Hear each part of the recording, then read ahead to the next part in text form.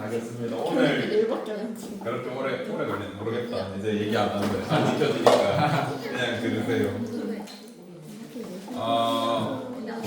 광합성 같은 경우에는 세포호흡만큼 조금 내용은 있지만 그래도 이전에 여러분이 한번 해보셨기 때문에 훨씬 나을 것 같습니다. 오늘은 광합성을 바로 들어가는 게 아니라 그냥 기타 관련 내용들을 먼저 하는 날이어서 상대적으로 부담은 덜 합니다. 보시면 이제 미토콘드리아와 염록체에 대해서 꼭 기억하셔야 될 게 크게 세 가지 정도 있습니다. 첫 번째는 얘네가 몇 중막인지 둘 다 이중막이다라는 걸 꼭 기억해 주셔야 되고, 두 번째 얘네가 가지는 특징적인 구조가 있습니다. 염록체 같은 경우에는 그라나, 딜라코이드, 스트로마 같은 안쪽 내부 구조가 있고, 미토콘드리아는 외막, 내막, 막 사이 공간, 기질, 그 다음에 특징적인 구조로 크리스타 구조, 크리스테 구조를 가지고 있습니다. 그래서 염록체는 그라나, 얘는 크리스타 라는 얘기를 제가 종종 드렸기 때문에 지금은 조금 익숙할 것 같으면 처음 들으면 어렵거든요. 그래서 구조명 정도는 기억을 해주셔야 되고, 세 번째는 우리 시험이랑 관련 없는데 생물학에서는 되게 중요하게 다룹니다. 진화적 사건인데요. 진화적 내용인데 뭐냐면 세포 내 공생설이라는 중요한 한 내용이 있습니다. 세포 내 공생설. 어떤 거냐면 사실은 염록체랑 미토콘드리아가 하나의 별개의 생명체였고 옛날에, 그래서 세포 안에 들어와가지고 공생하는 관계다 라는 얘기를 예전에 잠깐 드렸을 수도 있습니다. 그래서 거기서 나온 증거들이 중요한데 물론 우리 시험에는 안 나오겠지만 알아두시면 미래에 도움이 될 것 같습니다. 어떤 증거가 있냐면요, 미토콘드리아랑 염록체 둘 다 외막은 진핵생물 거랑 비슷해.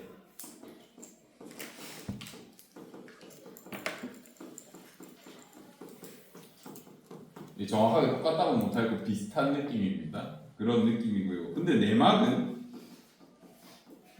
원핵 생물 것 같아. 원핵 생물의 특징을 가집니다. 그러니까 세균 같은 친구요. 원핵 생물 특징이 있습니다. 또 두 번째, 얘는 우리 진핵 생물 말고 원핵 생물의 독특한 원형의 DNA 같은 게 있었잖아. 그거 뭐라 했는지 기억나? 플라스미드라고 하는 그게 둘 다 자체적으로 가지고 있어.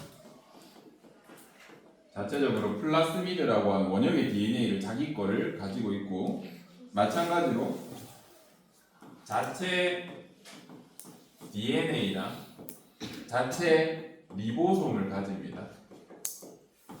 이거에 한 예로 이렇게 가지시면 됩니다. 또 세포가 분열하지 않더라도 얘네끼리 스스로 필요에 의해서 자가 증식하는 모습도 우리가 관찰할 수 있습니다.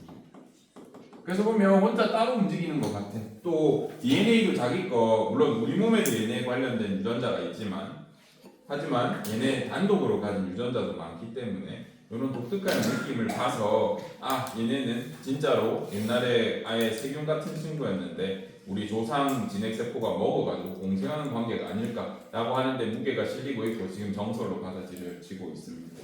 그거에 대한 내용이니까 적어만 두시고 우리 시험에 안 낼 테니까 나중에 대학교 가서 생투책 한번 뒤져보시다 보면 기억이 날 겁니다. 이런 얘기 들었었지. 그거 도움을 받으시면 바랍니다.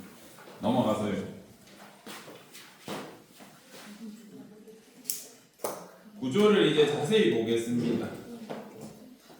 미토콘드리아는 우리가 세포호흡 과정에서 좀 자세히 들여다봤었고, 얘도 한번 들여다보면 이렇게 동그란 하나의 동전 같은 요 구조 뭐라고 했었죠? 딜라코이드라고 명을 했었고, 그 다음에 이 동전이 쌓여있는 이런 형태의 특이한 구조물을 가지고 있다라고 했습니다. 그 이름이 그라나였고, 그 다음에 그라나랑 딜라코이드가 없는 뭔가 통 빈 것처럼 표현된 여기 안에 액체 성분 같은 게 들어있겠죠. 뭔가 차 있을 겁니다. 거기를 스트로마라고 한다라는 거 명칭 정도는 기억을 하셔야 되고, 마찬가지로 외막과 내막 사이를 막 사이 공간이라고 부릅니다. 근데 우리 염록체에서 막 사이 공간은 그렇게 중요하진 않다. 알아두시면 됩니다. 그래서 이 구조적인 거는 기억을 해두시면 도움이 될 것 같다. 왼쪽에는 실제로 우리 엽록체를 얼려서 단면으로 잘라가지고 템으로 찍어본 겁니다. 이런 식으로 진짜 생겼다. 그래서 실제에서는 여기가 스트로마가 될 것이고 여기가 그라나가 될 것이고 하나하나가 틸라코이드고 그 다음에 이 이상한 줄 같은 걸로 서로 그라나들이 연결돼 있잖아요. 요거를 라멜라라고 하는데 나중에 배우세요.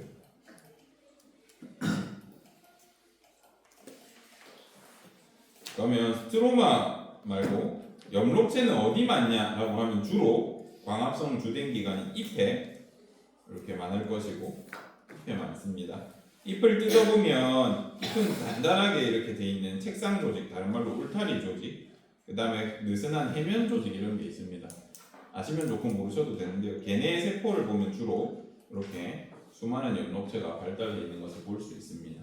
이 하나하나가 다 엽록체다 봐주시면 된다. 넘어가서 이제 색소에 대해서 이야기를 할 겁니다.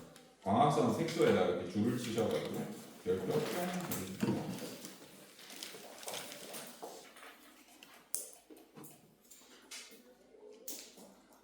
색소가 뭘까요? 색소.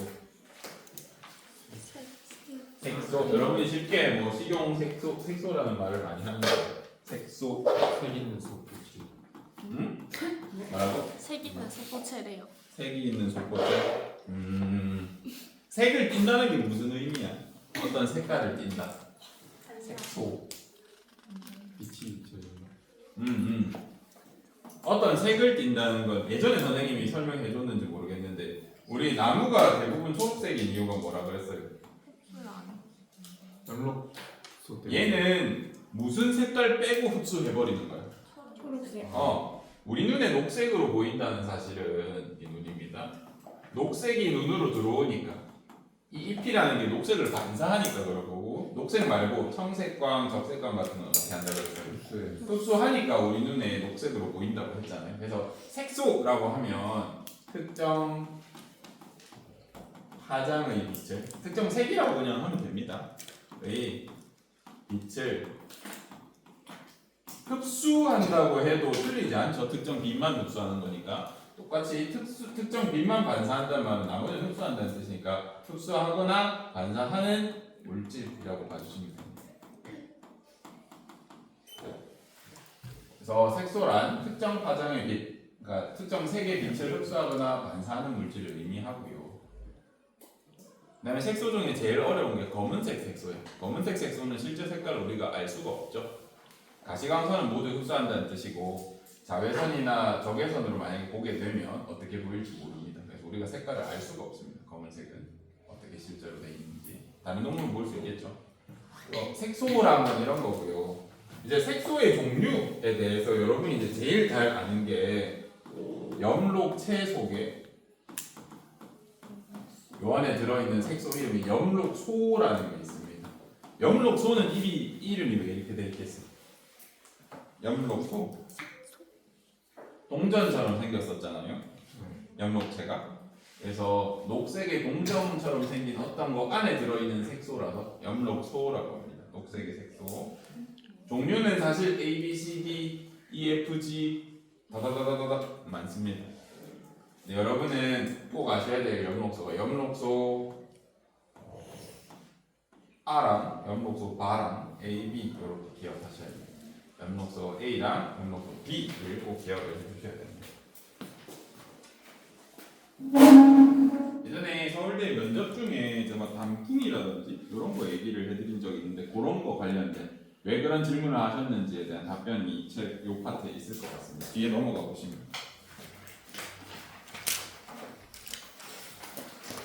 여기를 받았고 이제 여러분이 앞으로 대학교에 가서 연구직을 하게 된다면 이제 이런 분석 능력을 많이 기르셔야 합니다.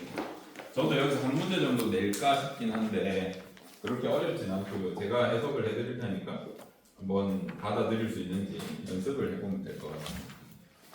여기 보면 잎에다가 무슨 짓을 한 거냐면요. 여기 잎이 있으면 여기에다가 여러 파장의 빛, 그러니까 여러 색깔의 빛을 쏴본 겁니다. 쐈을 때 이 잎이 가진 색소가 또는 엽록소가 어떤 색깔을 흡수해서 광합성을 하는지를 측정한 거예요. 빛을 얼마나 흡수하는지 1번 염록소에다가 빛을 쏴가지고 얼마나 빛을 흡수하는지. 왜냐면 염록소를 이용해서 광합성을 하니까 염록소가 흡수하는 빛이 광합성을 일으킬 것이다라는 생각을 하겠죠? 그래서 실험을 했는데 오른쪽에 보니까 어떤 일이 발생하냐면 여기는 납득이 돼. 염록소라는 애는 청색광이랑 적색광을 거의 흡수하죠. 뭐는 흡수 못해. 녹색, 약간 황색 계열 이런 거 흡수 못해. 500에서 600 나노미터 사이에 빛을 흡수를 못하거든요. 근데 요 빛을 비춰줬더니 이 밑에도 광합성이 일어나. 이제 잘 생각해야 된다. 여기부터 머리를 쓰셔야 됩니다. 염록소가 광합성을 일으킨다고 우리 알고 있어. 그래서 염록소에다가 빛을 줬더니 얘는 여기부터 여기까지 빛만 잘 흡수하는 거야. 얘는 흡수를 못해. 그런데 막상 500에서 600 나노미터의 빛을 비춰줘도 초록색 빛을 비춰줘도 광합성을 해. 그럼 여기서 여러분은 어떤 걸 생각을 해내셔야 되냐면 어떤 결론을 내릴 수 있습니까? 연락소 말고 다른 애. 그렇지 잘했습니다. 염록소 말고 염록소 외에 다른 색소도 광합성을 유도할 수 있구나. 광합성에 관여하는구나.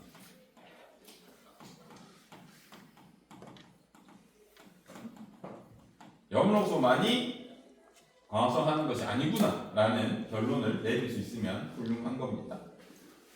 그래서 찾아봤더니 여러 색깔의 그런 친구들이 봐봐. 봐봐. 우리 염록소가 요 색깔만 흡수하니까 우리 눈에 초록색으로 보이잖아요. 그러면 이 색깔만 흡수하는 녀석은 무슨 색깔을 띨까? 초록색만 흡수하는 주로 어떤 색깔을 띨까? 초록색. 요색, 요런 색 띠겠죠. 색소가. 얘를 흡수해보니까 나머지 빛을 반사할 거 아니에요. 그죠? 이런 색소가 실제로 있습니다. 그 색소의 이름이 바로 우리 다시 앞에 있기로 넘어가시면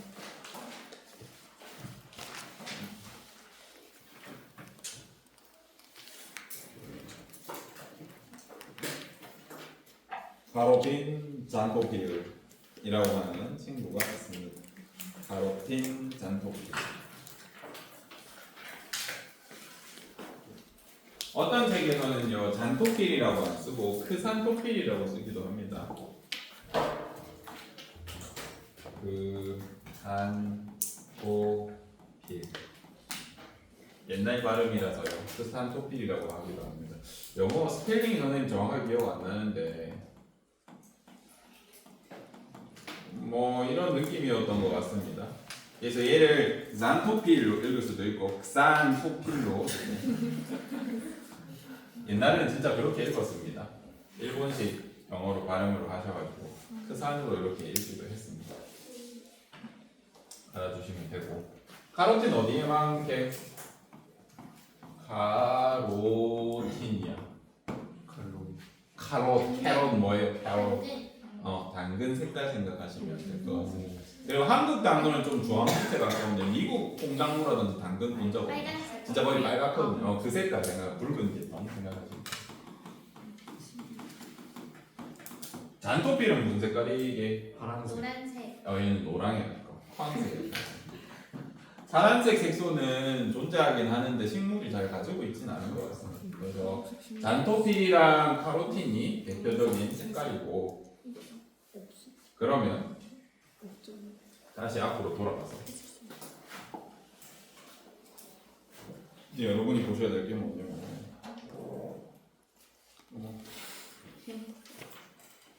요겁니다. 봐봐요. 우리 염록소들은 녹색 색소들은 여기랑 여기서 광합성을 많이 하잖아요. 근데 우리 일반적인 잎에다가 여기를 빛을 비췄더니 그래도 광합성이 일어나. 그 말은 얘네도 뭘 가지고 있다는 소리예요. 카로틴이나 잔토필이 있다는 소리죠. 여기까지는 받아들일 수 있겠네. 얘네가 광합성에 도움을 준다는 건 유추할 수 있거든요. 그래서 이제 여러분이 보셔야 될 게 단풍입니다. 단풍 생각해 보시면 원래 우리 잎은 대부분 초록빛을 띱니다. 근데 초록이라고 해서 초록색 색소만 있는 게 아니라 우리가 색소를 분리해 보면 빨강색, 연두색, 초록색, 보라색 막 다 있어요. 실제로는 색깔이 녹아 있는데 왜 초록으로 보이게? 초록색이 압도적으로 많으니까. 근데 이 초록색인 엽록소는 문제가 뭐냐면 좀 유지 비용이 비싸. 여름이나 봄에 햇볕이 쨍쨍할 때는 아무 문제가 없어. 얘네를 유지하는데. 얘네가 성능이 1000이면 이제 연료가 뭐 한 500 정도만 있으면 1000을 낸단 말이야. 근데 겨울이나 가을이 되면 이 연료가 200밖에 없어. 그래서 1000을 내려고 200을 투자하는데 광합성이 100밖에 안 돼요. 있으면 손해거든요. 그래서 가을 겨울 되면 이 엽록소를 싹 다 없애. 손해니까. 그러면 이제 무슨 색깔이 드러나게? 빨갱이, 노랭이가 드러난다고요. 그래서 빨갱이가 주로 드러나는 색깔이 우리가 여러분 아는 붉은 단풍나무 있죠. 단풍하면 보통 붉은색 생각나지 않니? 그래서 초록색 남기고 주로 카로티노이드 계열의 색깔을 남기는 그런 친구들. 그다음에 노란색 많이 남기는 친구. 여러분 아시는 은행. 은행 같은 게 잔토끼를 많이 남겨서 그렇게 보입니다. 그래서 단풍이 왜 생깁니까? 라고 질문했을 때 답변을 하시면 됩니다. 길게 하셔도 되고 짧게 하셔도 됩니다. 어떻게 답변할래요? 짧게.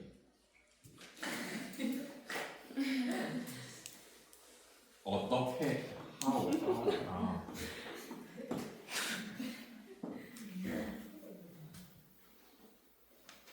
길게 답변하셔도 되고 짧게 답변하셔도 됩니다. 한번 머릿속으로 정리해 보세요. 그런 질문이 몇 년 만에 다시 돌아서 나올지도 모르니까.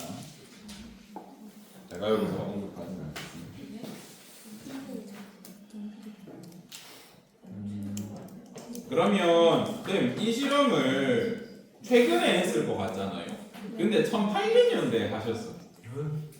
이 방식을. 심지어 현미경도 안 쓰고. 어떻게 알아냈을까라고 하면 이렇게 하셨습니다. 이 방식을 사용했는데요. 일단 빛을 색깔별로 다 분리해야 되나 어떻게 하셨냐면 프리즘을 사용하십니다. 프리즘으로 백색 광을 여기 때려 박으면 어떻게 돼요? 빛이 야 하고 이렇게. 물론 저는 잘못 그렸어. 원래 굴절해서 여기서 나와야 되거든요. 하지만 저는 밑으로 일단 그렸습니다. 물리하는 친구도 그려줄게 그래. 불편한 인물이더라. 뭐 대충 프리즘 이렇게 놓으면 이렇게 빛이 전개될 겁니다. 그러면 색깔별로 이제 가시광선을 뒀고 우리 광합성을 하면 어떤 기체가 나와? 산소가 나오는 산소예요. 우리 초등학생도 아시는데 너무 슬프잖아요. 그러면 산소가 나오잖아요. 그래서 이 산소를 좋아하는 세균이 존재해요. 산소를 좋아하는 호기성 세균이라는 애들이 존재합니다. 산소 싫어하는 세균은 뭐라 부르게? 현기성이라고 부르요. 여러분 1학년 때 알려드렸습니다. 기억날지 모르겠는데 우리 생태계 요소 중에 뭐 빛, 온도, 물, 공기, 토양 할 때 토양에서 이제 뭐 토양 가까이 있는 애들은 호기성 세균이 많다. 밑에는 현기성 세균이 많다. 그런 얘기 한번 언급했고 얘는 산소를 좋아하니까 이 수생식물입니다. 핵함에다가 내가 빛을 이렇게 색깔별로 분배해 놓고 빛을 쫙 비추면 어떻게 돼요? 얘네가 산소를 막 생산하겠죠? 색깔에 따라서 다르게. 그러면 산소가 나오니까 이 산소 좋아하는 애들이 얼마나 많이 분포하는가. 산소 많이 발생하면 여기 두껍게 있어도 산소 공급받을 수 있잖아요. 그죠? 산소가 많이 나오니까 이런 식으로 이 사람이 그래프를 이렇게 만들어서 보고서를 씁니다. 와 진짜 천재다. 그러니까 여러분들도 이런 생각을 해내실 수 있거든요. 그래서 선배들의 실험이 어떤 게 있었는지 많이 보시다 보면 이런 생각 충분히 합니다. 네, 요게 서울대 시험 문제 같은 거였죠. 까닭을 조사해보자 풀이. 네, 다운로드 받으시려면 실패.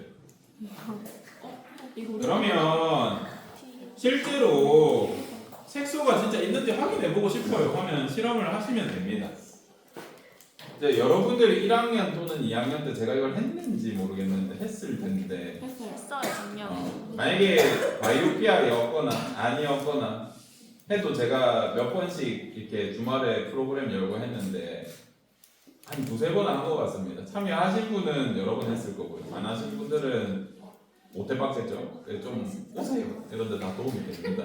보시면 지나가던 아무 나뭇잎이나 끊어와가지고 다다다다다 막자석으로 갈린 다음에 용액을 넣습니다. 그 다음에 종이에다가 여기에다가 계속 찍어서 말리고 찍어서 말리고 찍어서 말리고 농축을 합니다. 그러면 여기에 영록소나 이런 게 다다다닥 모이거든요. 얘를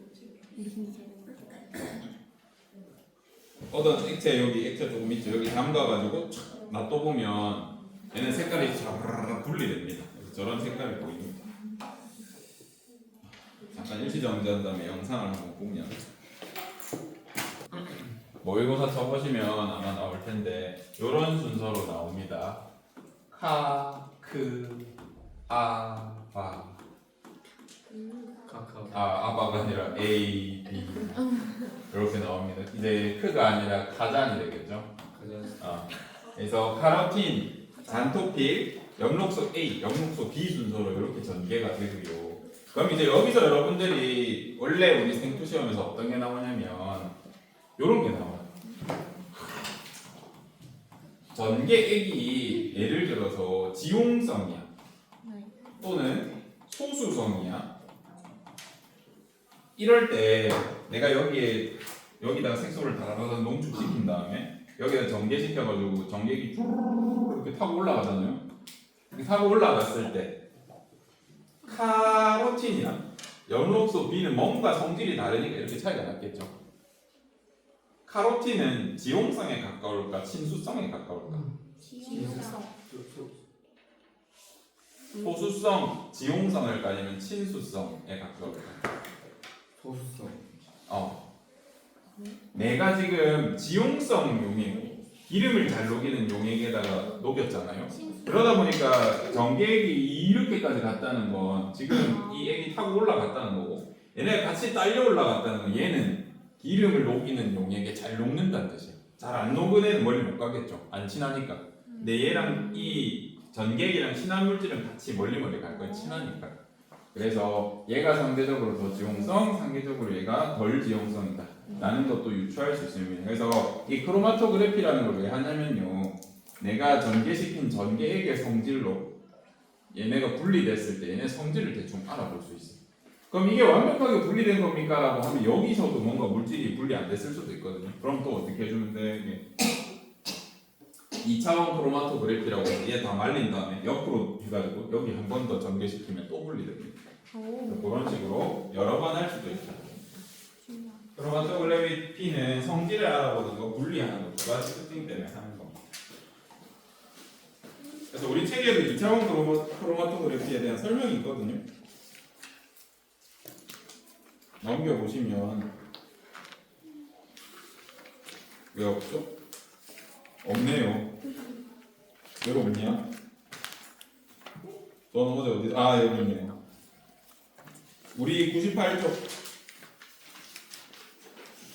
98쪽에 보시면 일단 이런 넓은 전개판을 준비하고 이렇게 분리된 다음에 말리고 눕혀서 한 번 더 전개하죠. 그랬더니 더 많은 물질이 분리되는 걸 볼 수 있습니다. 이때 처음에 사용했던 전개액이랑 두 번째 사용했던 전개액은 당연히 성질을 다르게 하면 좋겠죠. 이렇게 쓰는 걸 볼 수 있다.